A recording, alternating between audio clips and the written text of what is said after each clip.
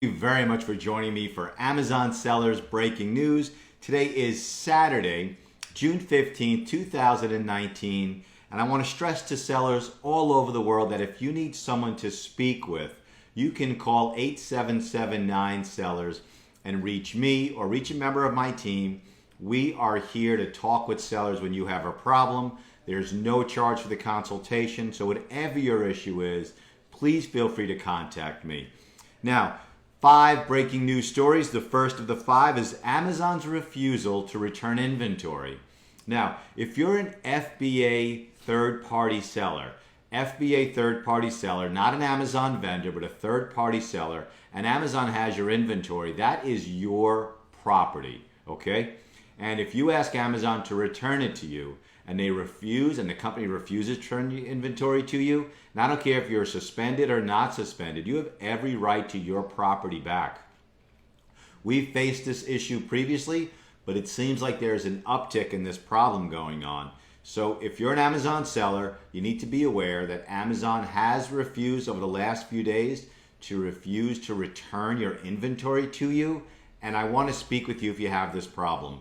We've only seen it sporadically, but over the past few days, it just seems to be an uptick in it. And Amazon sellers, you need to know the latest information so you can make good decisions that Amazon has refused to release sellers' inventory, refused to return it to them.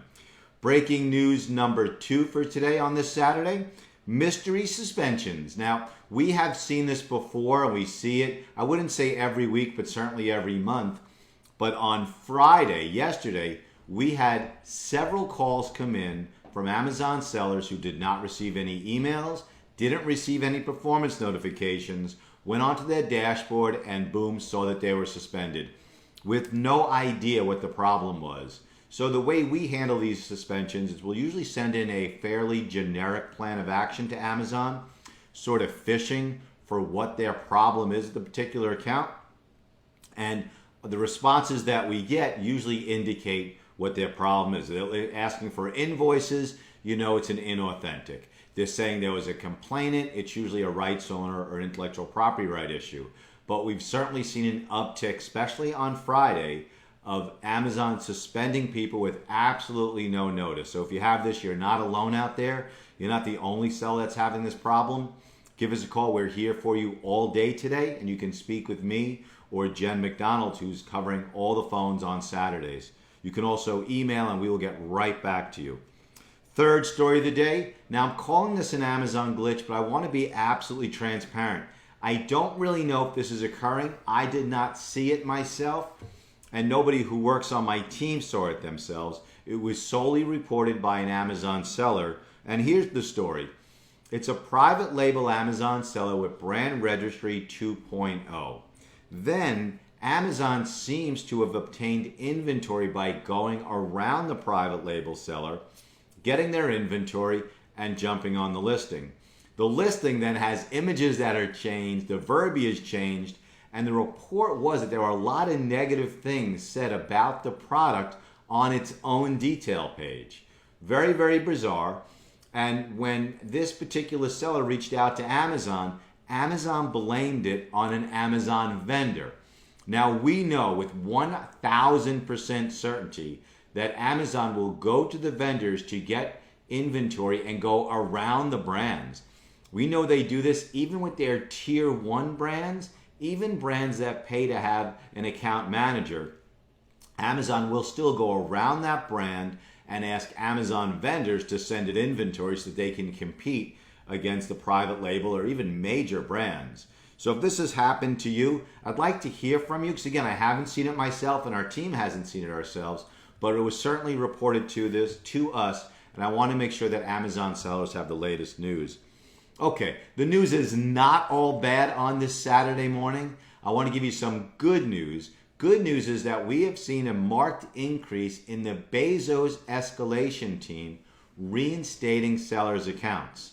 Now, normally we would advise you not to go to the Bezos team until you just have had it with seller performance or seller support. You've had it with the policy teams. They've turned you down. You've sent in supplemental plans of action, or you just feel like you're going nowhere fast. because the Bezos team has traditionally been a place of last resort. Because if they say yes, you're back on, but if the Bezos team says no, it's very difficult to get them to reverse themselves. The Bezos team is supposed to do an entirely new evaluation of whatever your issue is, a top to bottom reevaluation, and look at your plan of action with a fresh set of eyes. But if this trend continues and the Bezos team continues to reinstate sellers' accounts when the lower level teams are refusing, you may want to consider going to the Bezos team faster. I'm not ready to advise you to do that yet, but I just think you need to have the latest information so you can make the best decisions for yourself.